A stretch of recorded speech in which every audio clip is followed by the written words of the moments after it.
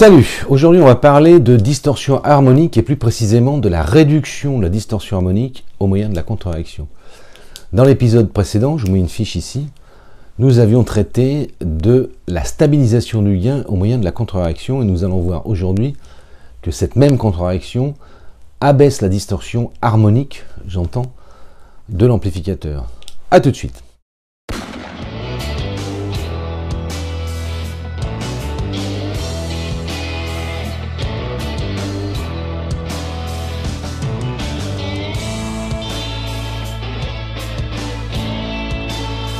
Un amplificateur, quelle que soit la technologie utilisée, quel que soit le soin apporté à sa réalisation et à sa conception, va engendrer de la distorsion harmonique. Après, c'est un problème de pourcentage, on va dire, ou de taux de distorsion. Mais quelle que soit la technologie utilisée, un amplificateur apporte de la distorsion. Il faut savoir que cette distorsion, c'est quoi? C'est simplement le fait qu'entre l'entrée et la sortie de l'amplificateur, il y a des éléments qui n'étaient pas présents à l'entrée. Alors on a pour habitude généralement de représenter l'ampli comme cela, c'est-à-dire sous la forme d'un triangle dans lequel on a l'entrée et la sortie. Ça c'est une représentation symbolique et dans lequel on lui donne un gain.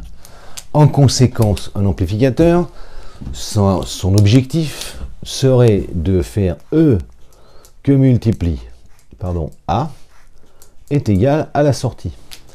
Et voilà, c'est terminé. C'est-à-dire qu'il a pour objectif de multiplier le signal d'entrée pour en faire un signal de sortie plus grand quand il s'agit d'un amplificateur en tension. On parle ici d'un amplificateur en tension. Mais même si c'était du courant, ça ne changerait pas grand-chose au problème. Or, intrinsèquement, un ampli ne sait pas réaliser cette opération. Aucune technologie analogique ne permet de réaliser une multiplication parfaite. Ça n'existe pas. On peut s'en approcher, mais on ne peut pas.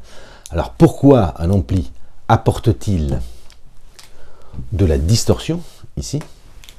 Tout simplement parce qu'on va traverser ici des éléments, et je vous épargne les résistances et les condensateurs qui en principe ne sont pas censés, on va dire au moins dans l'approche qu'on va faire ici, de distorsion.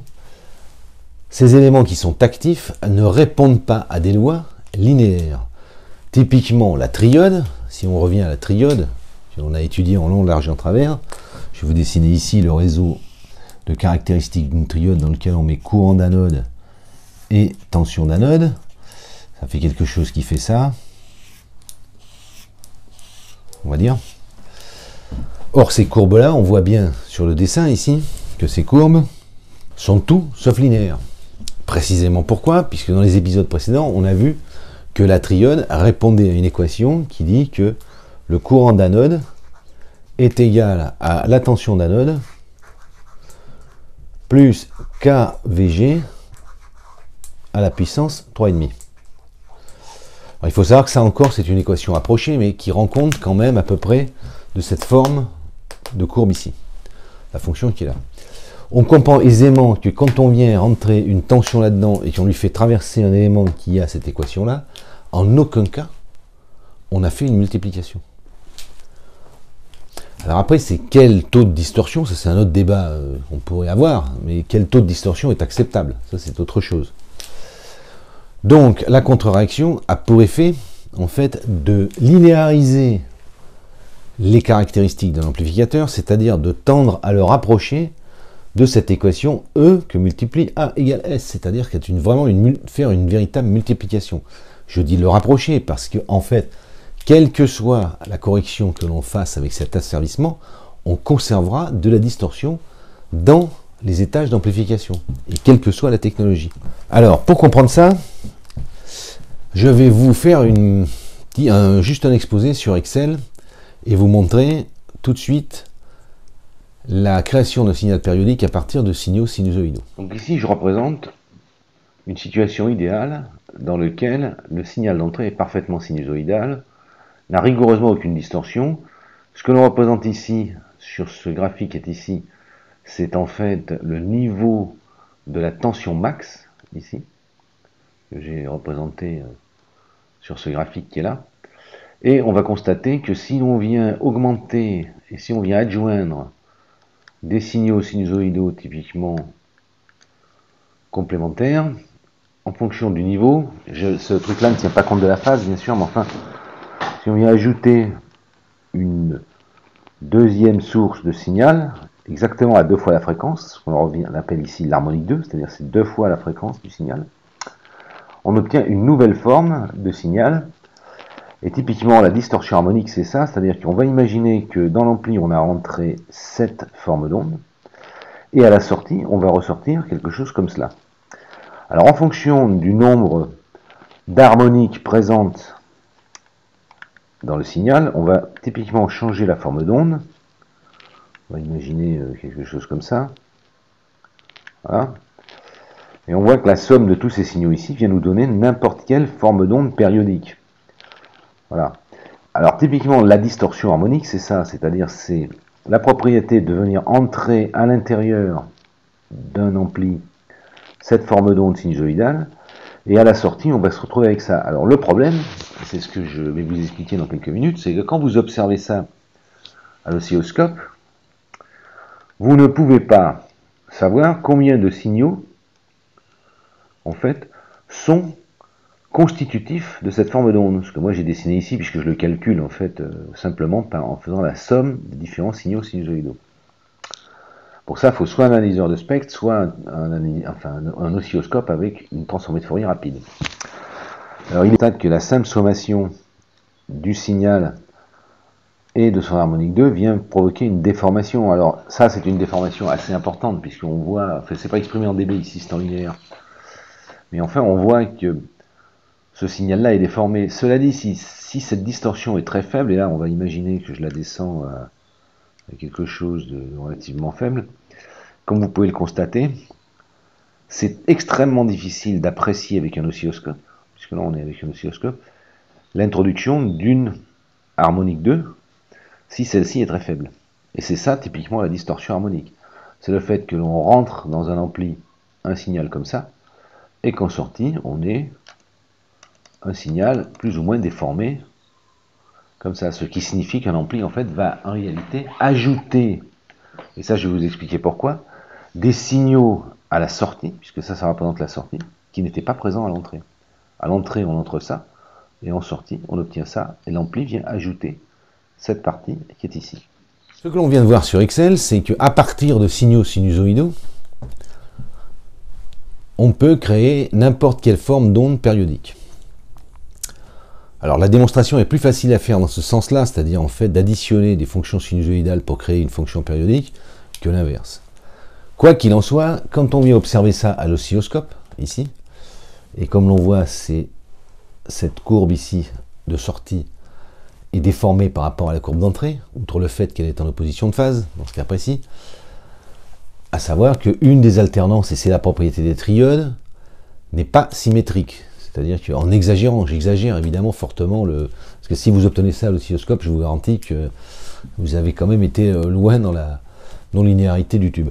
Mais quoi qu'il en soit, c'est ce type de forme d'onde. Or, quand on l'observe à l'oscilloscope, surtout quand on a des distorsions faibles, on ne rend pas compte, dans les mesures à l'oscilloscope, du contenu de cette forme d'onde. Alors, pour pouvoir comprendre comment est structurée cette forme d'onde, c'est ce que j'ai dessiné ici. Elle va être constituée là, ici, de la fondamentale, que l'on vient rentrer, plus deux formes d'onde supplémentaires qui sont dessinées ici, et qui sont l'harmonique 2, en l'occurrence, ici j'ai dessiné l'harmonique 4, on pourrait imaginer l'harmonique 3, etc. Donc ce qui va rentrer dans l'ampli, c'est ça, ici, et ce qui va ressortir, c'est ça. Sauf que ça, vous ne le voyez pas à l'oscilloscope. Vous ne pouvez pas voir ça à l'oscilloscope. Donc, si on met ça maintenant en équation, si on peut dire, le signal d'entrée, d'accord, l'entrée ici, c'est égal à E, c'est-à-dire tension maximum, ici, que multiplie sinus oméga t. Bon, on va négliger la phase, puisqu'ici on fait un départ de phase à 0. On s'en fout de la phase, là, pour le coup. Ça, c'est ce que l'on rentre. D'accord? Donc, tout naturellement, si on faisait une vraie multiplication, on devrait avoir à la sortie de l'ampli quelque chose comme étant S est égal à A, le facteur d'amplification, multiplié par E, sinus oméga t. Et point à la ligne. Et dans la réalité, on va se retrouver avec ça, plus A que multiplie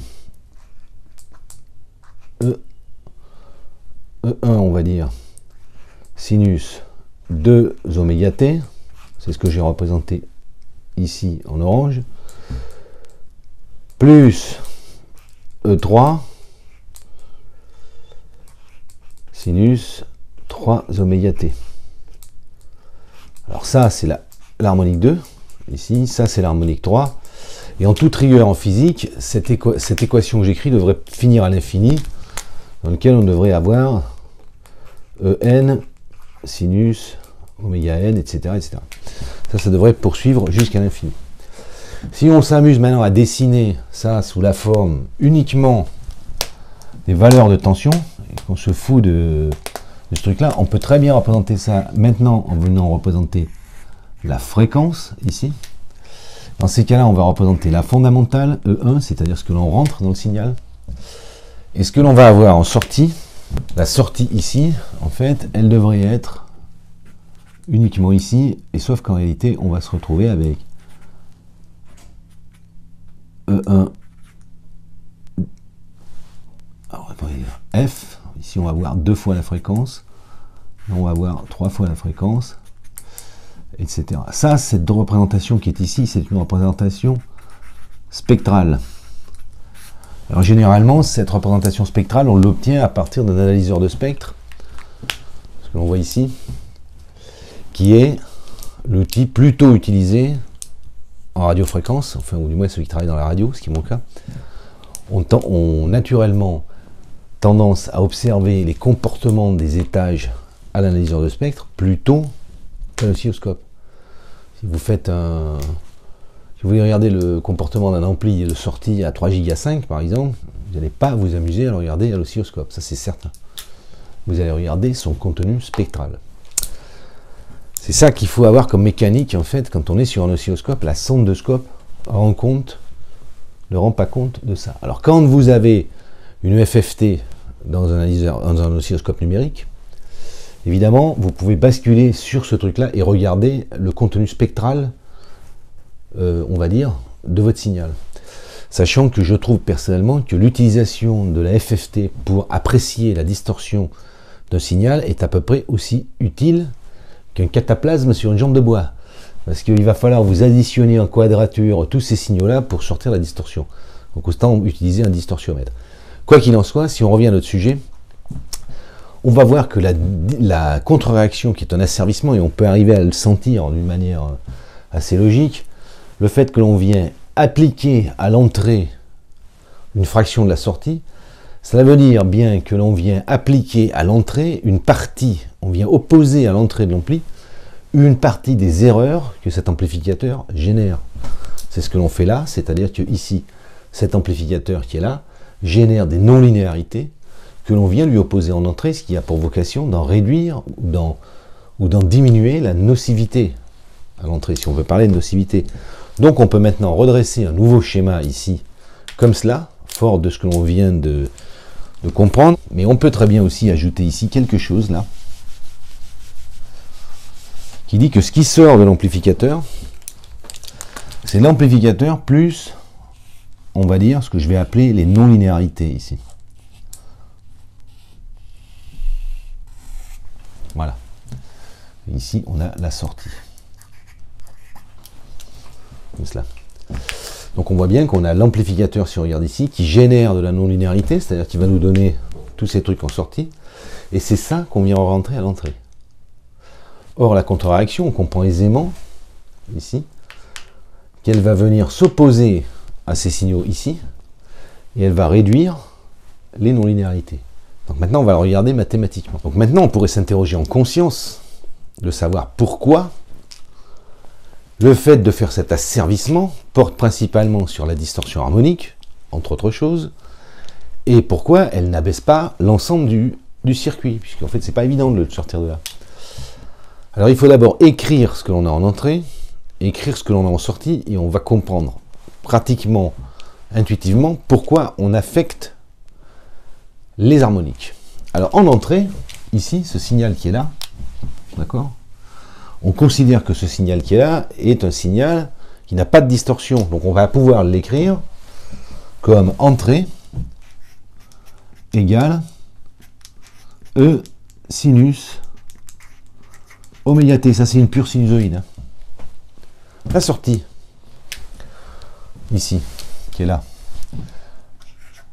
en boucle ouverte on va dire, c'est bien l'amplification que multiplie AE sinus oméga t, comme on a vu, plus AE1 sinus 2 oméga t, plus AE3 3 sinus oméga t. C'est-à-dire qu'on a la fondamentale ici, plus l'harmonique 2, plus l'harmonique 3, et ainsi de suite. Je ne vais pas écrire, ça c'est l'harmonique 2, ça c'est l'harmonique 3, mais après on va voir l'harmonique 4, etc., etc. Alors, une fois qu'on a dit ça, on a postulé que ça c'était une constante en fonction de la fréquence, parce que en fait on vient bien travailler, nous, dans cette partie ici, on ne s'occupe pas du moment où le gain change par rapport à la fréquence. Donc, on peut parfaitement retirer la fréquence. Mais mieux encore, qu'est-ce que l'on voit dans cette équation? On voit qu'ici, on a la fondamentale, c'est-à-dire l'harmonique 1, on va dire, ou la fondamentale, et qu'ici, on va avoir tout un tas de trucs, tout un tas d'harmoniques qui constituent les non-linéarités. On peut donc résoudre ça comme un simple, ce truc-là, comme un simple exercice d'électrocinétique. La sortie qui est ici est égale à l'entrée moins la sortie multipliée par la boucle de contre-réaction multipliée par A plus l'ensemble des non-linéarités. Quel que soit l'enrichissement spectral qui est là d'ailleurs. Ça, première équation. Donc ça va nous faire S est égal à AE moins AS bêta plus non-linéarité.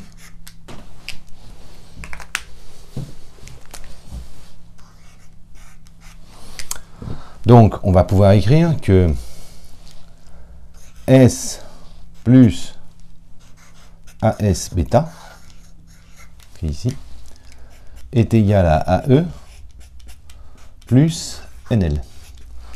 Donc ça, on va le remettre en forme. Hein. Ça va nous faire donc S facteur de 1 plus AB, A bêta, égale à E plus NL.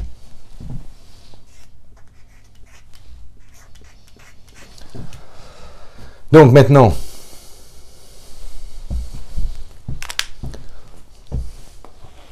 on peut écrire ça. Donc maintenant, ce qu'on va faire, c'est qu'on va passer ça là-dessous et on va écrire l'équation. Donc à quoi égale la sortie maintenant? La sortie est égale à l'entrée que multiplie A divisé par 1 plus AB, bêta même on va dire, puisque j'ai plus non-linéarité multiplié par 1 sur 1 plus AB.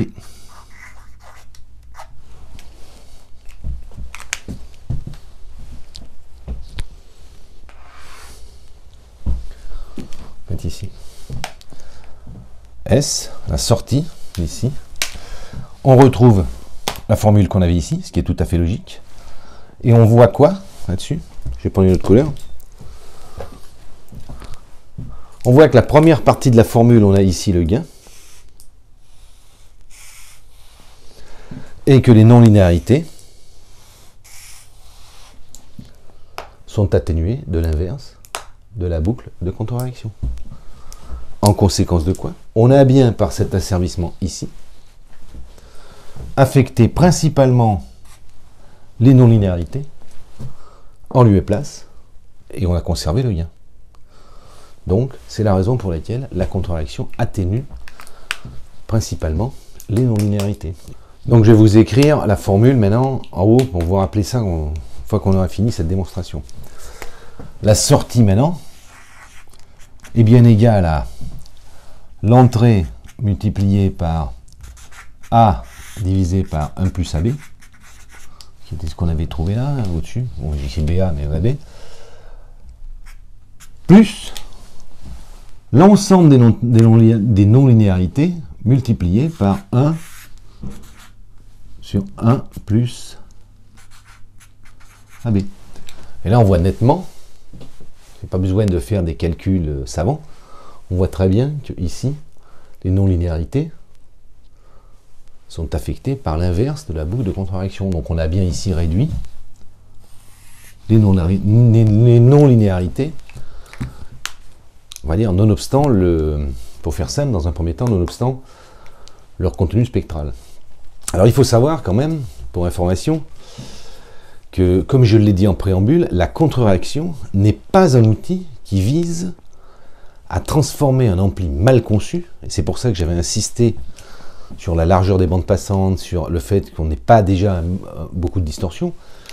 Elle n'est pas là en fait pour pouvoir compenser un ampli qui a été mal conçu. Bon, cela dit, ça fait quand même un apport de réduction de la distorsion, tout de même. Alors, je ne vais pas parler dans cet épisode du sujet de la distorsion d'intermodulation. Je traiterai du sujet de la distorsion d'intermodulation dans un autre épisode plus large. Enfin, plus large. Je consacrerai un sujet sur les distorsions d'intermodulation parce que, typiquement, les gens comme moi qui sont plutôt des gens qui font de la RF sont hypersensibles à la distorsion d'intermodulation. Parce qu'en RF, c'est surtout la distorsion d'intermodulation qui nous occupe plus que toute autre forme de distorsion. Voilà, on a fini. Eh bien, à bientôt sur les ondes.